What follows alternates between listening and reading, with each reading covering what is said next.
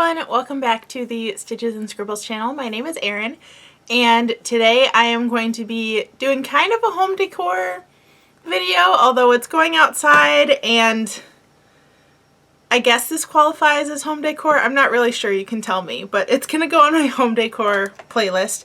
But I am building an outdoor fairy garden, although my garden's gonna have gnomes, not fairies, although we might have fairies in the future if I end up finding ones that I like.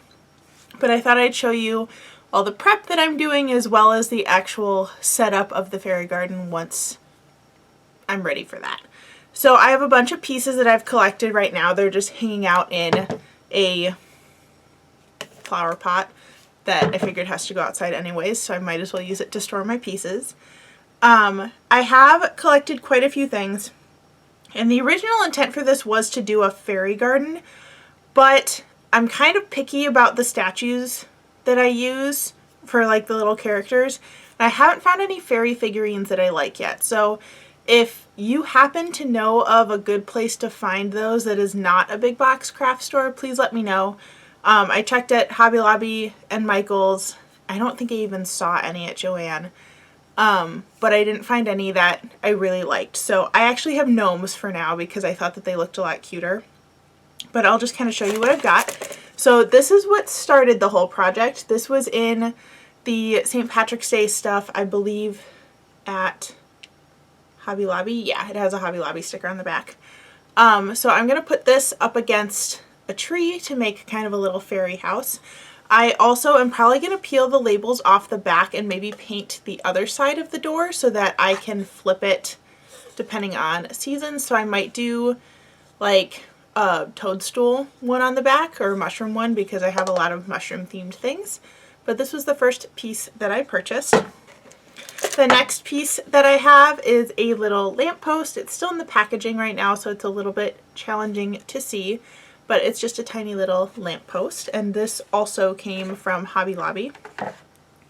Then these were in the spring section at Hobby Lobby, but I found these little tiny gnomes with gardening tools, and even though they're very small in comparison to the door, I figured that this is kind of like, you know, a cathedral sized door or like a big building door for their size, so I figured it still worked, and the tree would be quite a big building for someone this size anyway. But I have these cute little gnomes.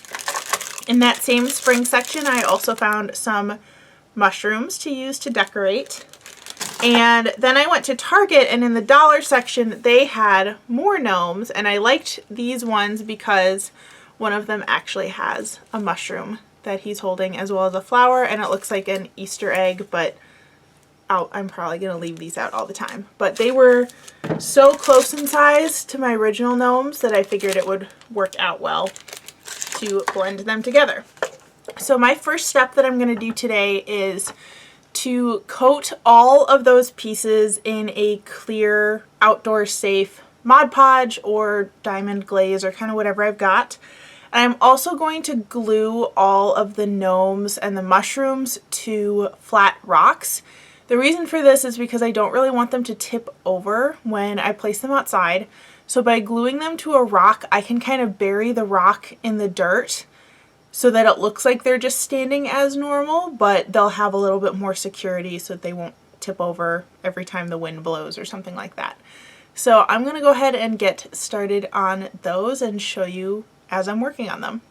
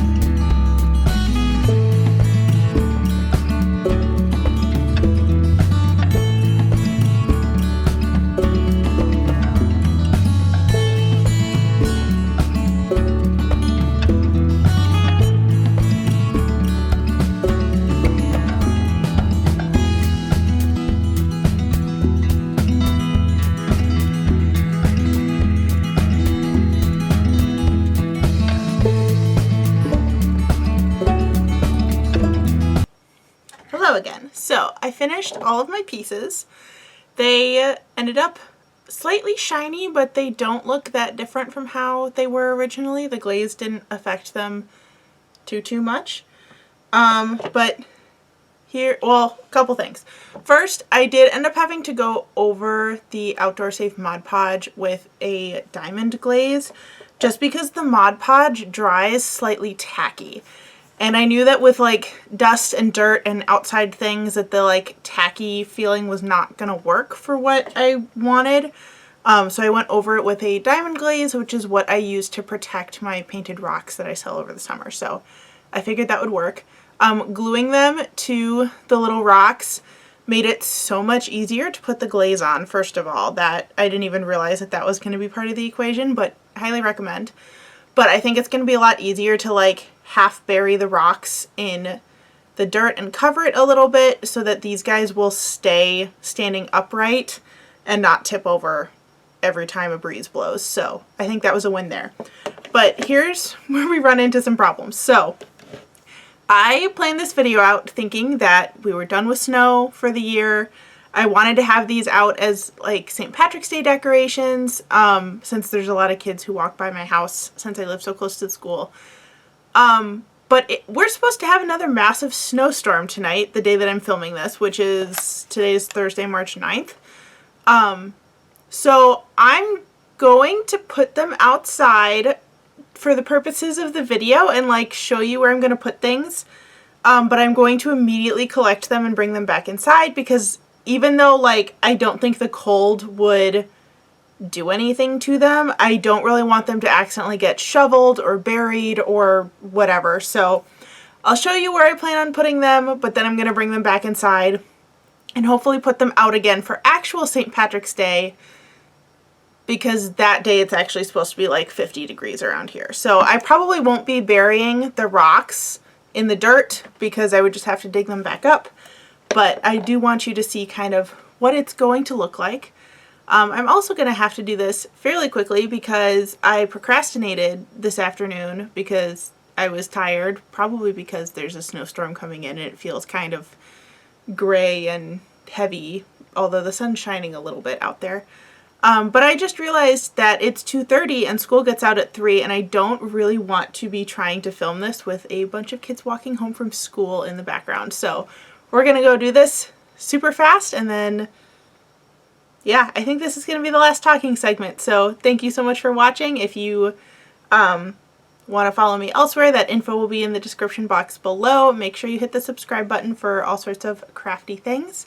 Hope you enjoy watching me speed decorate my yard, and I hope you have a very happy St. Patrick's Day.